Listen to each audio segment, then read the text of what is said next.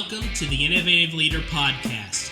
We bring you relational leadership ideas to navigate a changing world. And now for your hosts, Christy Geiger and David Phillips.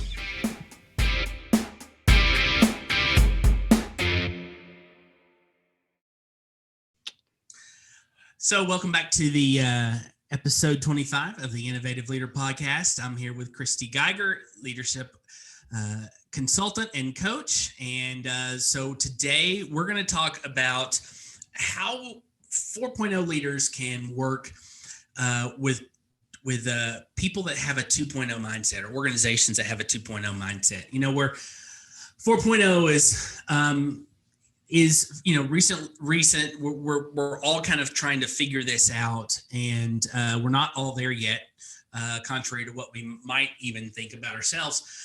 But we're all still trying to figure some of this out. But we have that. We still work with people and work inside organizations that have this 2.0 mindset, where it's all about productivity and efficiency, and even in some degree command and control. And so we've got to figure out how to work within that context, because we're probably going to be here for the next little while, maybe even the next decade or so in some cases. So today we want to talk about how you can work within that framework, because when we can revert. That's one of the struggles that we have especially when we're not in a true leadership position.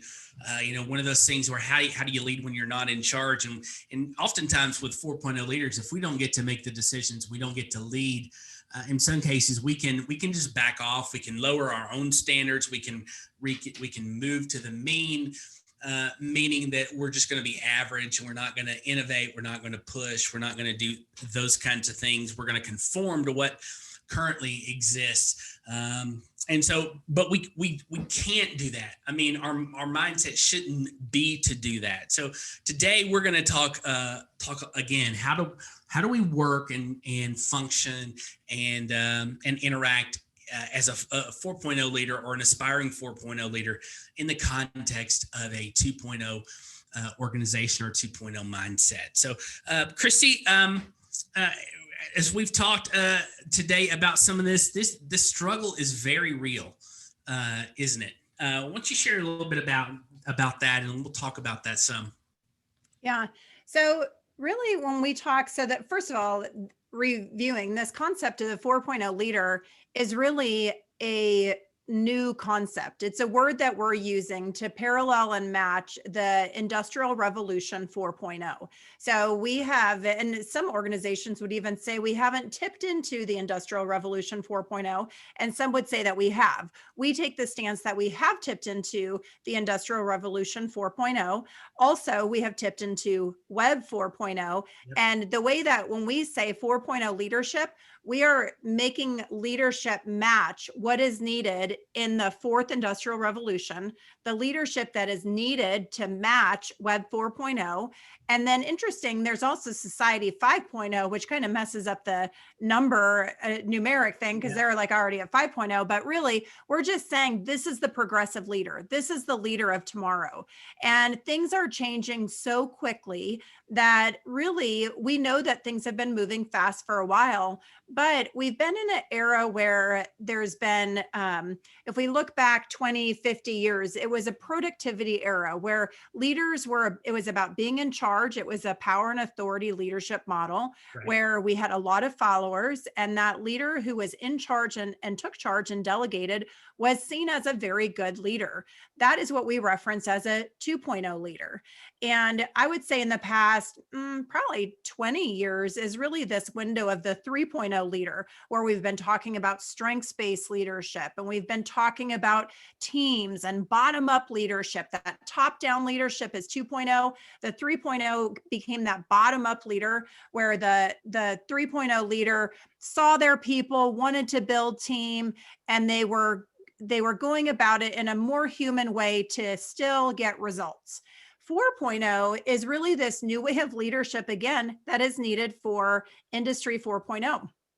And like you said, David, we really are all aspiring 4.0 leaders. I can't actually think of an example person who I would say, yes, they are a 4.0 leader across the board. That's a great example, because really we're all kind of morphing out of this 2 and 3.0. We know 2.0. Who doesn't like productivity? What leader would argue that we don't need to be profitable and productive? Right. What leader wouldn't argue that we need to work to our strengths and to support teams? So there's things that we're pulling out of that. But as some people become more aware of the demands for working in today's environment, people become kind of 4.0. So you would be 4.0 if you're a little bit more agile, if you're not quite so rule bound, if you're more dynamic, and that you think outside the box, and that there used to be a box, but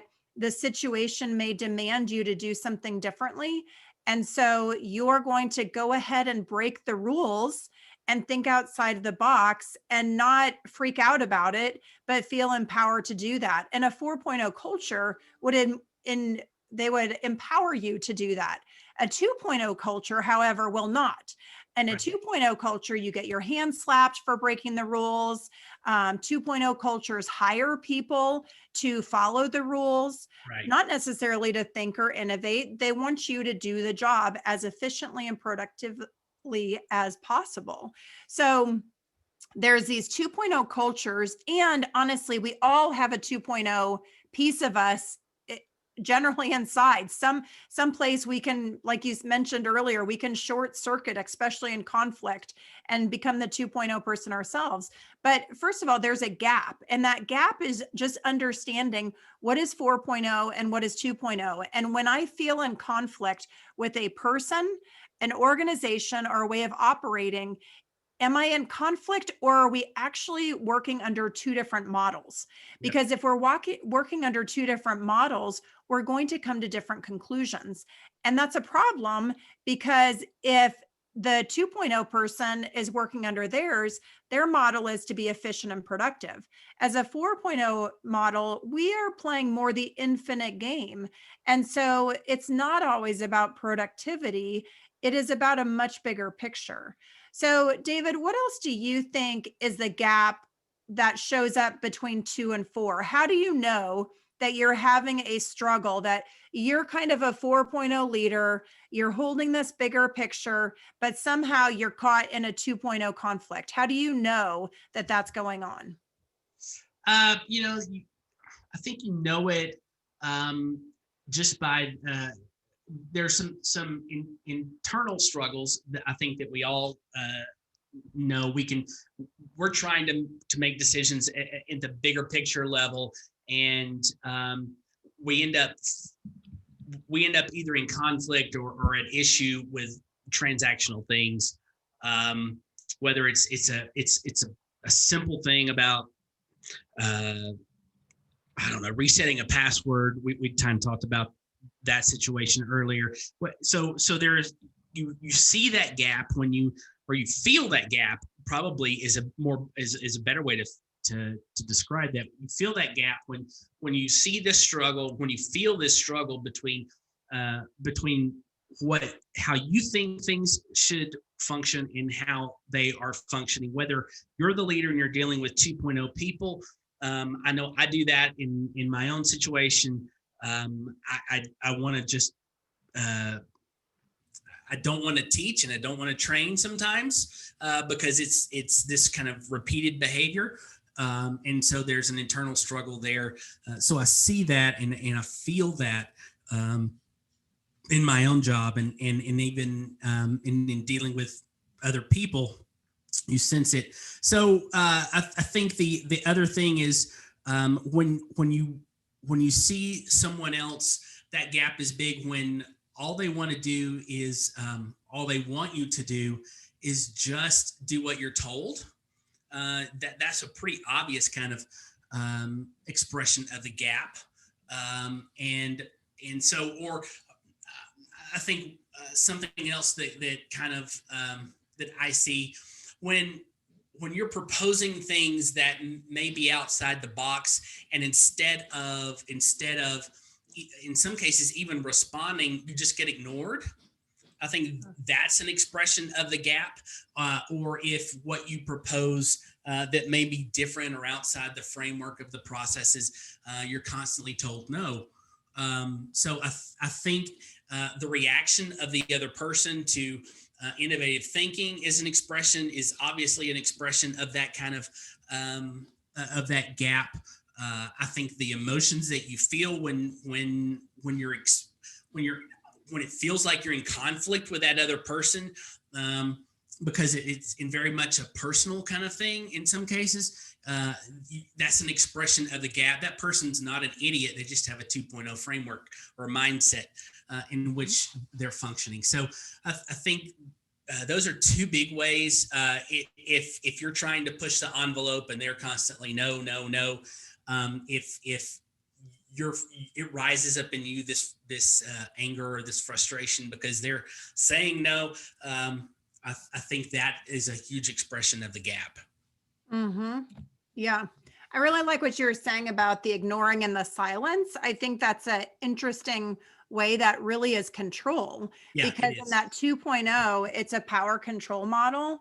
And so that is a really significant way that we actually control. And as leaders, we have to be careful of that, because when we're not responding, we're not communicating, we're not sharing information, it's a way that we are sending a message of power and control. Exactly. And it's a way that we're not empowering people, versus a 4.0 leader is very conscientious of communicating, of being fluid with information, of over communicating rather than under communicating, and trusting sharing that information, because it's a way to empower, which is the fluidity of 4.0. But a 2.0 will be less words, like you are not, they don't need to know yet, that's too much information, whatever. Like we worry about, oh no, we have to protect this information becomes a prized and precious resource for the elite. And 4.0, there is no elite. Everybody gets the information, because everyone deserves to know the information, because they can do their job better if they have the information. Exactly. Yeah. Okay, good. So that's kind of the struggle and the gap. And it shows up in all kinds of different ways, whether you're a 4.0 leader, owner, co-leader, whatever it is, or even just a 4.0 team member. And remember, we're all aspiring. So no 4.0 person needs to get a big ego that we haven't figured out. We don't. We're figuring it out. We're all aspiring 4.0. However, that's almost an example of why you're not a 4.0 leader. If you do get an ego thinking you are a 4.0 leader. Yeah, exactly. Right. That's a good example of the the recession into that 2.0 mindset is egotism. Absolutely. So, but the reality is it shows up all over the place, because we do have these organizations that I would say more organizations today than not are still 2.0 organizations. Yep. The reality is we're focused on profits. We're focused on the bottom line. We're focused on, how do we get things done? And really that's still a 2.0 culture. Right. All right. So what are the options if someone is feeling frustrated because they are trying to be a 4.0 leader, they're trying to be innovative, and usually you get frustrated not because you're in this conflict, it's because you're actually trying to get things done. Yeah. You're innovating, you're moving things forward, you are taking things to the next level, whatever it is. Right. There's a way that you are trying to progress things and you are unable to, and you hit this lid and it's frustrating and you feel frustrated. So when leaders feel that way, what are their options? I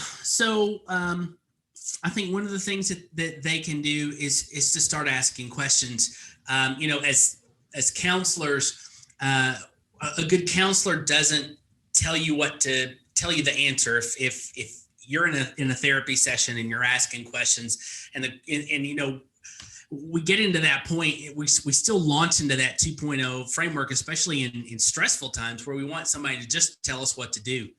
A good counselor would never tell you what to do. They ask questions that lead you to action. And so I think that's one of the things that we can do. We can ask questions. It's part of that curiosity aspect too. So we're asking questions that can lead to action. I think also another reason to ask question is to try to understand the mindset or the framework of that person who you're working with, whether it's a leader or one of your team members.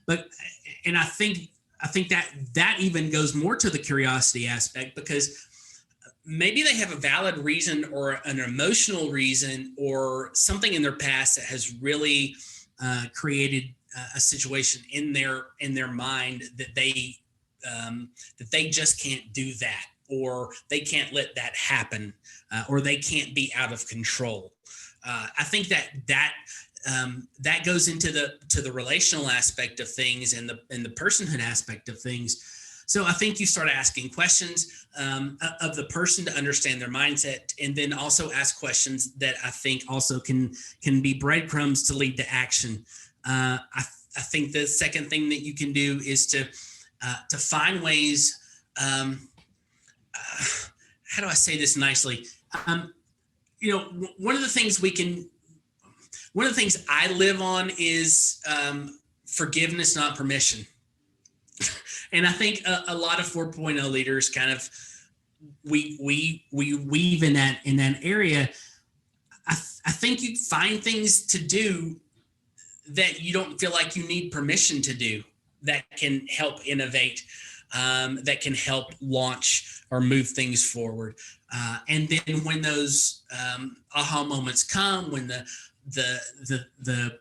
application is written, when when you've kind of shown that this is a valid way to do things, then you can present it, and hopefully just the fact that all this stuff that you have done and demonstrates not only your competence in your abilities, but also that this is a good idea. It's almost you find a way to prove that this is a valid idea without truly being disobedient. Is that a decent way to say that?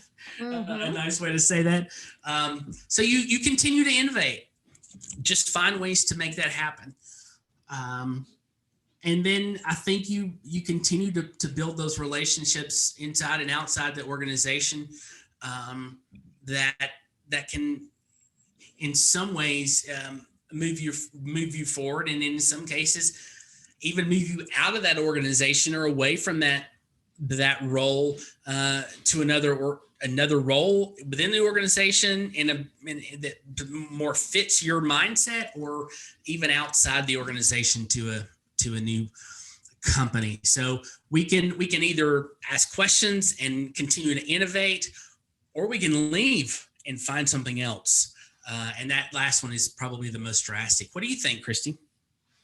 Yeah, I think it's always tempting, like when we're hitting that ceiling and we feel frustrated and people are irritating us, the easy thing to do is to leave. Yeah. And even, for leaders, the easy thing, and some leaders might disagree, but is to fire the person. Oh, they're not working, fire them, whatever, versus like really seeking to understand what's not working, what skills do they need, how am I being a lead for them, right, and really investing in the person. So sometimes, yes, sometimes that's an option. If the culture just is one that isn't working, it is always an option. However, I think we would more often take the position of it's an opportunity to grow this muscle. And right. 4.0 leadership is not easy. And again, it's evolving. So it's not like there's a million options for 4.0 organizations. First of all, we just said no, everyone is an aspiring 4.0 leader. Anyone who understands the need to progress, evolve, and grow their leadership would be in the aspiring 4.0 category. But this is new. We don't even really understand what industry 4.0 is all about, or what web 4.0 really looks like. This is an evolving thing, but it's evolving really quickly. Yeah. And so it's not like we're going to have to sit here and watch for the next 50 years and we'll all be retired by the time it really comes to fruition. That's not the case. It Yeah. is changing every year. And if you don't figure it out, those are the companies that will be extinct. Yeah. So it is a worthy cause to figure out how to flex this muscle of being a stronger 4.0 leader and staying in a situation that you are dealing and working through the adversity of other 2.0 leaders.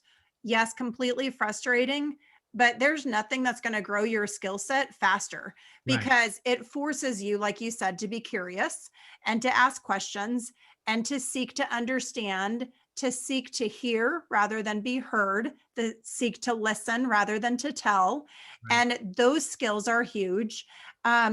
Your point that you were making about the forgiveness versus permission, agree. I think that's the prosperity approach. And in prosperity, we're looking at what can we do versus a lot of times in 2.0, we're like, nope, can't do that. Nope, can't do that. Nope, can't do that. And not that we don't want to make 2.0 this bad thing. 2.0 was an incredible thing. And it was a stepping stone that got us to where we are today. And it Exactly. served a very noble cause and purpose. So we are not discounting or trashing 2.0 at all. We're just saying the cheese has moved. Yeah. You're not in grade school anymore. You're going to need, it's kind of like if you're talking to a high schooler who still acts like they're in grade school and they're like, well, the teacher didn't tell me when my homework was due. I didn't know how fast I was supposed to read that book. You're like, you're in high school now. Right. You need to up your game. That's what's going on. So in Industry 4.0, the message to leaders is you need to up your game. And it's easy to tell people what to do. It's Right. easy to say, when I say jump, you say how high. That's easy. This is hard. These skills are super hard. So the skills of curiosity, asking questions, seeking to listen, this prosperity approach. I like what you were saying about the forgiveness and the innovation, because really we're looking at what is possible. What can we do? We're Right. playing Jenga with where's the loose piece that I can move. It's Right. not about breaking rules and that we're these rebellious, corporate, whatever people. You're not against government. You're not rebels, but you are looking for the margin. You're looking for the gray space, and you're working in the gray space in order to do everything possible. And when you work in the gray space expands. And so prosperity is always looking at the possibility and the opportunity, and it's leaning into that. So I think we're doing that. We're playing the infinite game Right. versus the finite game. So often we get frustrated, but when we get frustrated, even COVID, I love COVID. It's such a great example because when we look at COVID as a finite game, COVID has been a heck of a year. But Yep. when we look at COVID as the infinite game, COVID has been an amazing gift. It's been an amazing gift to help us understand how we're changing and how many things we can do digitally and virtually. It's getting senior citizens on iPads and Zoom calls and Yep. connecting with their grandkids more often. It is changing the way we work, and it is breaking a lot of rules that we were used to. This is the way we do it. This is how HR works. This is how accounting works. This is how time clock works. Well, that all changed when we did more remote work, when people Right. went home. So many things have changed. But as a leader, if we're playing the infinite game and you're feeling that conflict and you're stuck in some tug of war, we have to back up. The 4.0 leader backs up and they go, what is the bigger goal? Why am I really upset about this? What am I really trying to accomplish? Because when businesses do that, we look at, why am I in business? Yep. Who am I really serving? What are we really up to? And when we back up and we look at that bigger infinite game, we stop this finite battle, which is a 2.0 battle. 2.0 was a very finite black and white world. It's not so black and white anymore. And Yep. so when we try to apply black and white lines to big gray principles, it doesn't work. And that's part of the conflict. So to me, there's that prosperity approach, there's the infinite game. And then real quick, you mentioned one thing with the whole relationship. And I think that's another huge shift.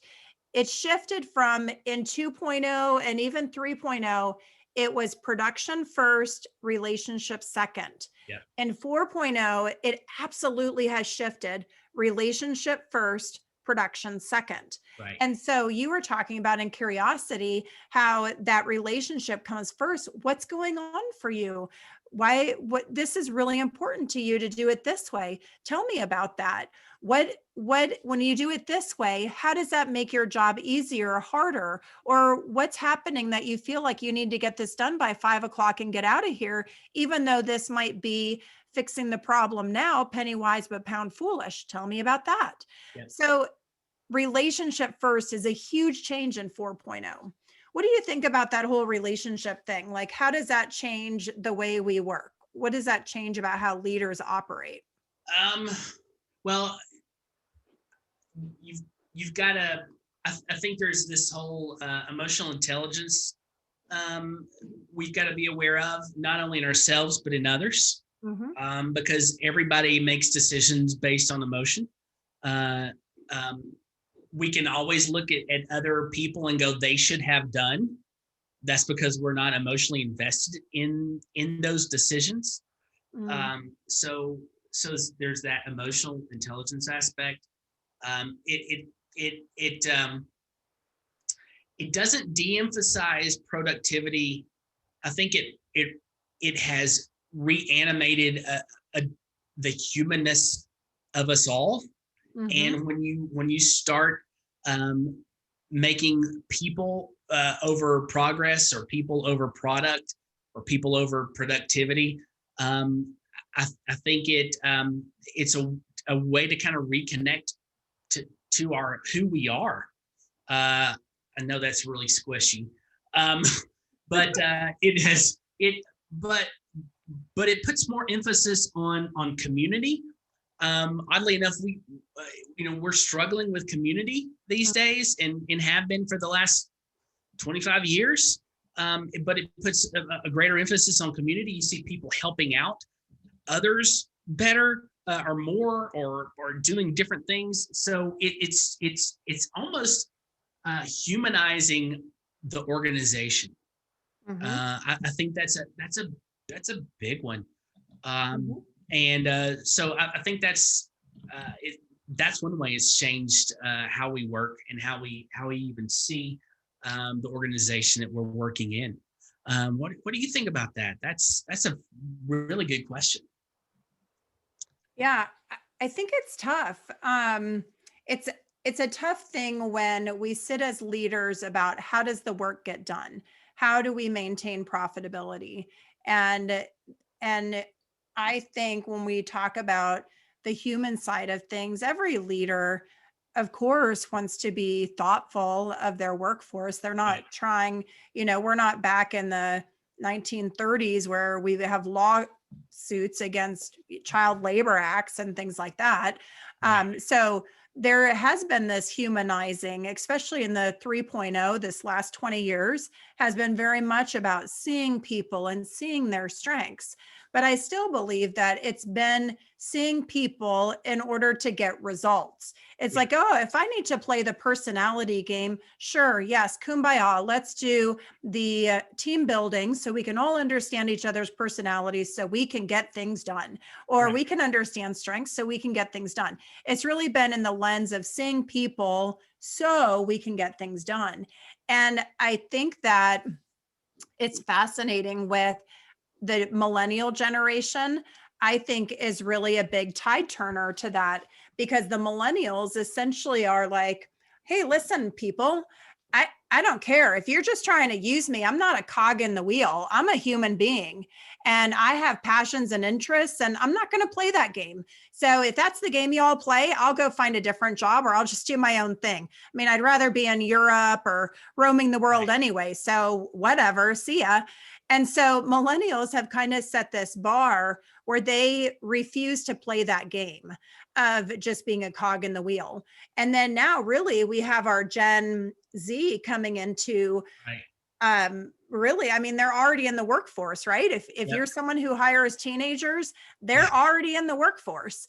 And the Gen Z is a whole nother rendition of millennials. And if you thought the millennials were tough, go study the Gen Z. That's a whole nother evolution of that mindset.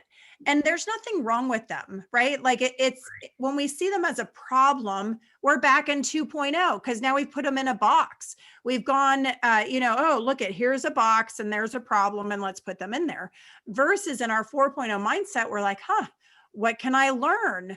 What are they telling us? What are we missing that we've been operating in a box and we haven't been seeing innovation, ideation, and relationships that were necessary because we've operated this way. So I think the relationship movement really comes from human beings, largely a generational shift of the millennials and really this Gen Z population that says, hey, people first. If you don't care about me, I'm not going to be loyal and work hard for you. I'm not your minion. Right. And so it's really interesting because we don't get to ignore that. But I think in leadership, we can still stand very perplexed and we try to figure out the both and relationship and productivity. But it feels like the shift, and I don't really fully understand it yet either. It feels really squishy to me too. When I look at, I look at business organization, I look at church organization, nonprofit organization. And when we try this on, it is, you're like, yeah, great people. And then you think about what you're trying to get done and people, and you kind of want to short circuit to just getting things done. So it is a very interesting challenge. And what does this look like when we put people first? And again, it doesn't mean that productivity doesn't happen, but productivity is more of a result. The byproduct of, Yeah, go ahead, say it. Yeah, it's a byproduct of that relationship. Right. And you want to do because you feel a certain way. Right. And so and that is good and bad. You don't want to do because you feel a certain way. You do want to do because you feel a certain way. I think another thing that has arisen out of that, with millennials being, the largest age group in the workforce, businesses have had to adjust to that mindset just to find people to work. And they are driving that, like you said, socially conscious organization is a direct result of, I think, of the millennial aspect. Being socially, millennials will abandon a company if they're not socially conscious. They will be loyal to companies who are socially conscious. So I think it's affected the kind of the framework in which organizations see themselves within the larger community, the community at large. I think there is a, Milton Friedman's view of capitalism was that, and I'm gonna go a little academic here, hopefully not too much, but Milton Friedman, he was an economist in the 50s and 60s. His framework on capitalism was that the business exists for the shareholders. Mm-hmm. And so everything was done to maximize shareholder value, which is productivity and cutting costs and, all of those things. If you look back at Adam Smith's version of capitalism, which is kind of what America was founded on, it was much more, dare I say, compassionate. It was much more oriented toward the community as a whole.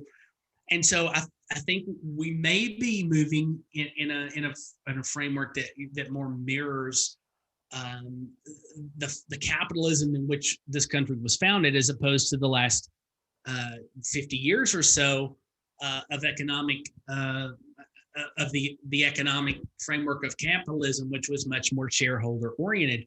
So we started to talk about stakeholders instead of shareholders. So what are the stakeholders of an organization? Well, it's the employees, it's the people that who buy the products, it's the companies that they do business with, and in having the resources to, or the supplies to manufacture the products or the services, and it's the shareholders as well. So the shareholders role has been diminished, and the stakeholders role has increased. And I think that's a huge difference in how we think about business and how we think about that organization or that company. And I think it's had a huge impact. You also see things, especially this year, that have arisen, where organizations are allowing things like time off to have a book club about diversity. Mm-hmm. Or organizations are allowing time off. Like Chick-fil-A does some incredible things at the corporate level. One of the things they do is they give their employees an hour a day in the on-site gym that they have at Chick-fil-A corporate. And so you're free to go and work out for an hour without it counting against your time. So those are the kinds of things that organizations are doing, or that has changed as a result of this more relational aspect of the organization. Yeah, it's interesting. It dovetails on, there's so many concepts that are interconnected to this, because what you're talking about was the whole relationship piece, Right. which is absolutely true. But then it kind of gets into, what if you're serving relationships, what do you do?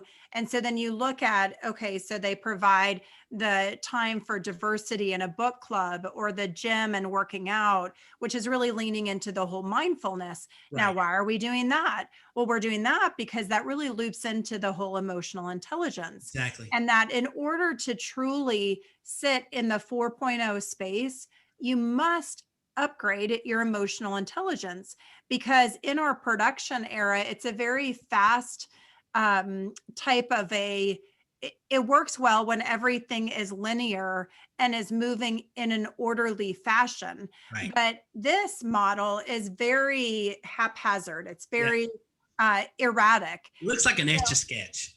Yes, yeah, like points that don't even line up. And so in order to follow that emotionally, as human beings, we can get very exhausted with that. Yeah. And it can be difficult for us to track that because it's not linear. And a lot of times our minds work a little bit better in a linear fashion. But that's why when you look at these kids, like, who grew up on video games that are nonlinear? Right. Oh, whoa, millennials and Gen Z. Why are they able to handle these multiple complexities and dimensions of things? Because it's really multidimensional. Yep. I remember actually, David, years ago, we talked about Evernote. And Yep. I remember being very rebellious to Evernote because I was like, oh, it's just not linear. I like my Microsoft folders. And you were like, Evernote is great, Christy. You need to use Evernote. And I was like, oh, and I was struggling. Do you remember that? Yep, I do. But there's just this very non-linear fashion that is in the 4.0 world, Yep. which can exhaust us more. So as a human being, we're exhausted. Computers can keep up, human beings cannot. Right. And so emotionally, we need to take the downtime. We need to connect interpersonally. We need to recharge physically, mentally, emotionally, because we tire in this environment. So that's where that mindfulness, the emotional intelligence. So if we restore ourselves, we have the capacity to keep asking questions, to keep Yep. being curious, to keep putting people first. If we're burnt out, hard pressed, and exhausted, we short circuit. We get frustrated, irritated. We have no patience or tolerance for people, and we short circuit. We're certainly not curious, and we're not relationship first. We're task first because we're so tired. We just want to get it done and go home. So this balance is so different, but they're all very interconnected. So I Yep. love how that relationship piece really dipped back into this emotional piece, Yes. which dips into this emotional mindfulness piece of how are we constantly restoring ourselves. But anyway, I know we have to wrap up, and these are just some of the pieces that are important. So as a 4.0 leader, if you're experiencing this frustration and that there's something that you're in an organization, even you're leading, you might have hired someone who's more of a 2.0 leader that's under you, or Right. co-leading with you in a different department, and you feel that frustration. resist the urge. Notice how you short circuit back to being 2.0 yourself. You might get kind of telly. You might wish that you just had the authority. You might be seeking, how can I have the power to tell them what to do? Right. Know that you've regressed back to 2.0. We all do it. The power game. Yeah, totally power game, right? Yes. And then come back to 4.0, curiosity, relationships first, our emotional intelligence, mindfulness, and resilience, and that prosperous mind of what can we do, what is possible, and playing that infinite game. Absolutely. Yeah, I think those are all great things to think about. And you know, I've lived it working for someone who was primarily 2.0. I've lived it being as someone who's leading people and having some of them 2.0. I have friends who are in that situation today, and so yeah, you know, the last thing we want to do in most cases is leave.